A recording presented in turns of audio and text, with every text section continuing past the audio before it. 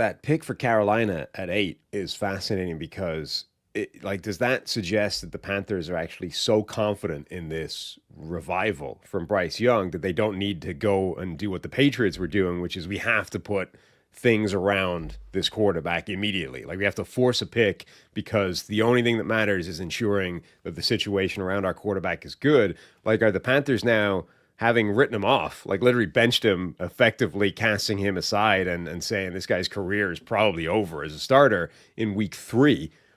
They've seen so much since he came back that they're like, actually, we don't even need to go. And obviously, they're going to build around him, but like, we don't need to force a first round draft pick at wide receiver or at, on the offensive line. I mean, the offensive line's good, but at receiver, right? So, McMillan's sitting there available as the top wide receiver in the draft at this point. Are they so confident in what they've seen from Bryce Young that they're like, we don't need to force McMillan. We can go for this special, theoretically hybrid edge defensive player and do that instead. I think for the Panthers, you can't. I mean, we had this Justin Fields discussion a couple of years ago. Like the Bears aren't doing him a solid because they drafted 2 defensive players in the first 2 rounds. I don't think you can build your draft strategy around you have a young quarterback. Now, you mentioned the Patriots earlier.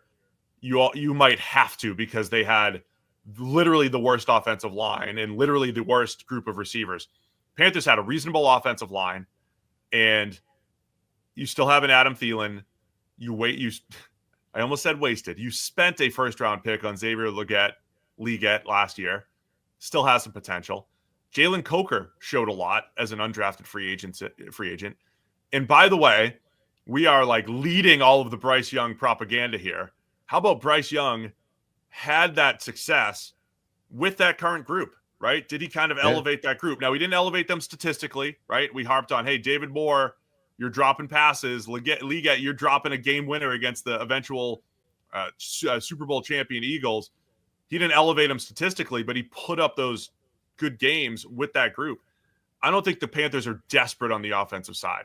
They're desperate to rush the passer.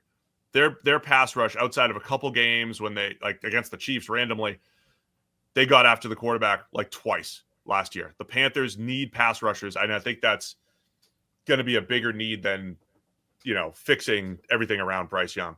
But the discussion you're talking about, Teterow and McMillan goes to the division rival New Orleans Saints at number 9 overall. I love McMillan as a prospect. And I don't know if he gets the blue chip tag or whatever. I don't know if he's getting slept on at this point. He started hot last year and then tapered off a little bit. I just think he's fundamentally sound, good at everything. I'd be perfectly fine taking him in the top 10. I would love to see him paired with Bryce Young. He ends up going to the Saints, though, to go with Chris Olave. Yeah, I mean, I don't know how much you should allow a young quarterback to shape your draft strategy, but I think it should definitely be a pretty significant factor. I mean, you look at the Bears, and you're like, well, are they in a better place now than when they were making that decision? You can argue yes, but you can also argue it was a reason that Justin Fields didn't work out, right? That guy was basically never given a platform to succeed in Chicago.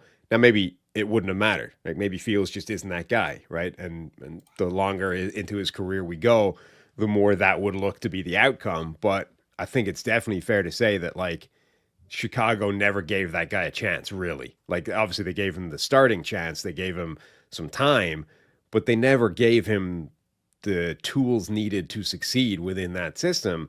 At which point, does it really matter whether you're getting better or worse over the course of 2 or 3 years if you still don't get the quarterback? And they've had to, start over with Caleb Williams. So right now, like they've gone from we trade everything to go get Bryce Young. Bryce Young was a disaster in his first year and a bit. They bench him, and then suddenly, like a gift from the gods, Bryce Young is like fixed, right? He comes back into the lineup, and it's look, we reset him. Like we found the little button in the back of the machine we have to hit with a paper clip. We found the reset button on Bryce Young, and now we've got Alabama Bryce Young again, and all is well with the world. But if you don't give him the tools needed to be good, it's still not going to matter. So, I mean, okay, this is a long way around to saying they need to find something, right? You can't just go, well, we love Jalen Walker more than McMillan, so we're going to go with that strategy. Well, then, okay, but you can't just persist with what you had last year. Either there are other rounds in the draft better. there are other rounds in the draft. Right. Either league needs to get an awful lot better, or you need to upgrade significantly somewhere else, whether it's free agency, which might be the reason they go, with this move. Maybe they've gotten T. Higgins in free agency at this point. They don't need that. So whether it's free agency, whether it's a trade, whether it's the second round and beyond in this draft, that needs to be upgraded, even if it's not with McMillan at number 8 overall. Thanks for watching all the way to the end of our video. For more great content, click here to subscribe and here to watch another video. We'll see you again soon.